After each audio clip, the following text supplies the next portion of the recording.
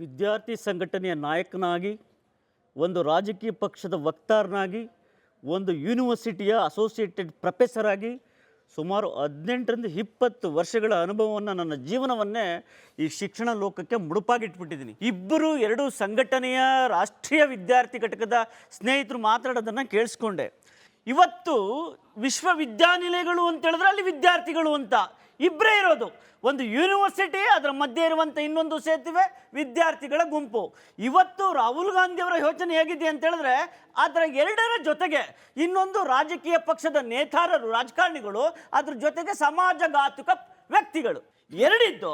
ಯೂನಿವರ್ಸಿಟಿಗಳಿದ್ದು, ಅದ್ರ ಪಕ್ಕದಲ್ಲಿ ಯೂನಿವರ್ಸಿಟಿ ಪಕ್ಕದಲ್ಲಿ ವಿದ್ಯಾರ್ಥಿಗಳಿತ್ತು. ಅದರ ಜೊತೆಗೆ ಪಾಪ ರಾಜಕಾರಣಕ್ಕೆ ವಿಶೇಷವಾಗಿ ರಾಹುಲ್ ಗಾಂಧಿಯವರು ಇವತ್ತಿನಿಂದ ಕರ್ನಾಟಕದಲ್ಲಿ ದಗಳಿ ಇಟ್ಕೊಳ್ಳಿ, ರಾಜಕಾರಣಿಗಳನ್ನು ಇಟ್ಕೊಳ್ಳಿ, ಸಮಾಜಘಾತಕ ಶಕ್ತಿಗಳನ್ನು ಇಟ್ಕೊಳ್ಳಿ ಅಂತ ಹೇಳ್ಬಿಟ್ಟು ಇವತ್ತು ಕೊಟ್ಟಿರೋದನ್ನು ನೋಡಿದ್ರೆ ಆಶ್ಚರ್ಯ ಆಗುತ್ತೆ.